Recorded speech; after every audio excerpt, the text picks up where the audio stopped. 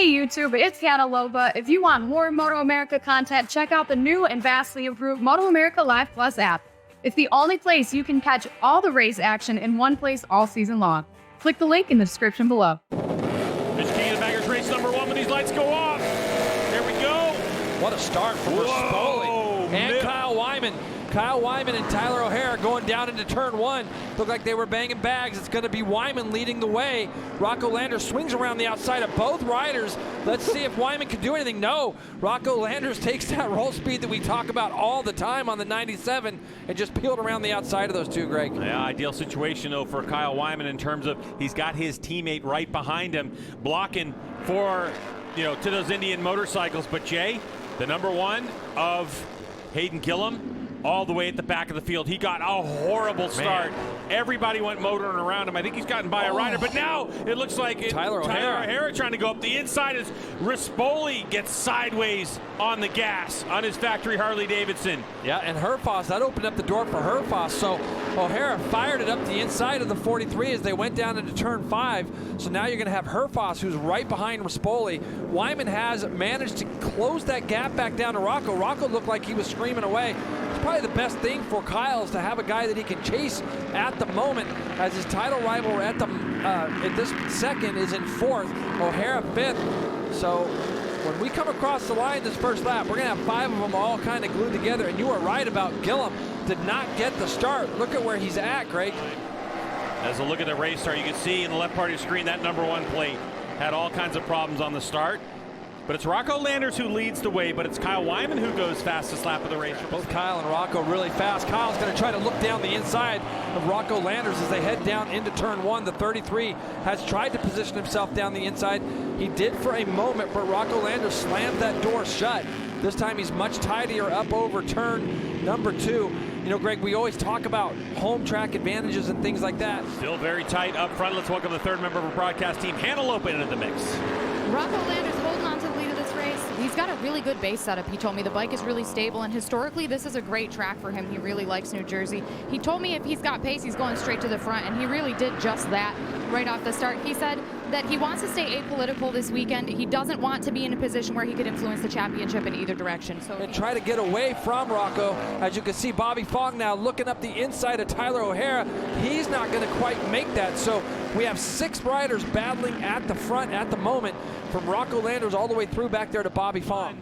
Has been poking its head in and out of the clouds in the last couple hours, creating some heat in the racetrack, high humidity.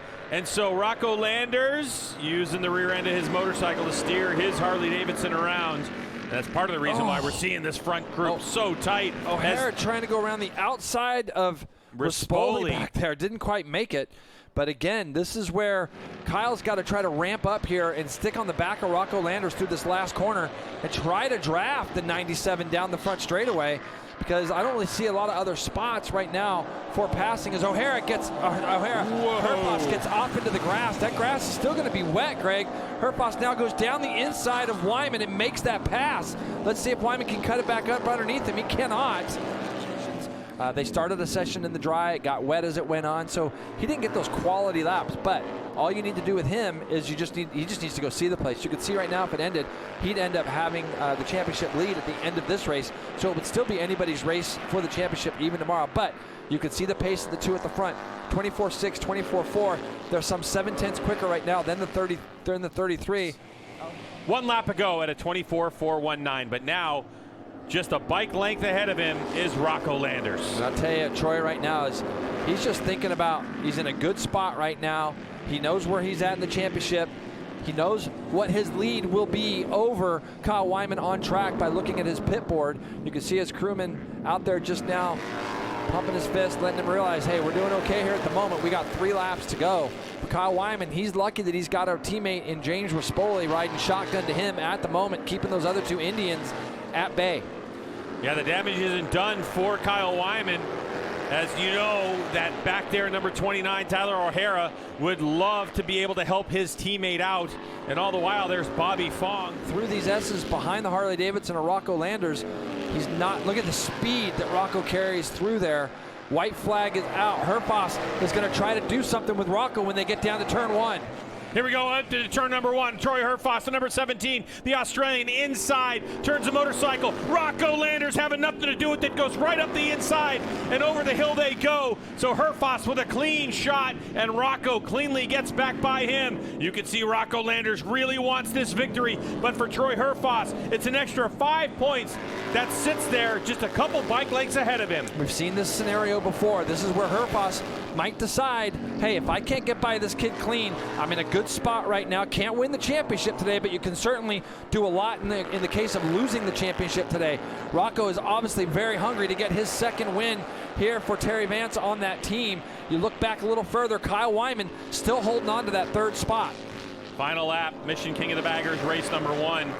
If this championship is turned on its ear, it's going to happen in these next couple of corners. Herfoss trying to find a way around Rocco Landers. Rocco comfortably holding tight lines, not opening up the opportunity. Only a couple corners to go for the 17. Is Rocco Landers going to do Kyle Wyman a massive favor? It was 2 points advantage to Wyman. As now they come through the final corners, Rocco Landers looking for a good drive onto the front straightaway. Oh, the so speed fast. he carries is incredible. And here we go to the line. And the number 97 is going to take victory with Herfoss second. And all eyes on Wyman coming across the line. And he'll finish in third place.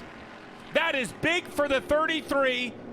He was leading by 2 points coming into this race. And now he's going to trail by 2 points. He's just going to project his career, and for Rocco, this was a great bounce back weekend. You know, at Coda and the Twins Cup, you know, things didn't go his way, but he was able to keep his head in it and come in this weekend and right the ship. Getting to celebrate, indeed. And you heard even Kyle Wyman say it there. Rocco is just riding so well. And that's what he's doing. He's figured it out. I mean, we've all seen Rocco's success since he came in the MotoAmerica and, you know, struggled early on. I think we knew he would figure this bagger out. These results going in the history books. Rocco Landers, another victory over Troy Herfoss. Kyle Wyman able to hold on. As we look at those championship standings, you can clearly see Troy Herfoss takes over that championship lead and only 2 points between himself and Kyle Wyman.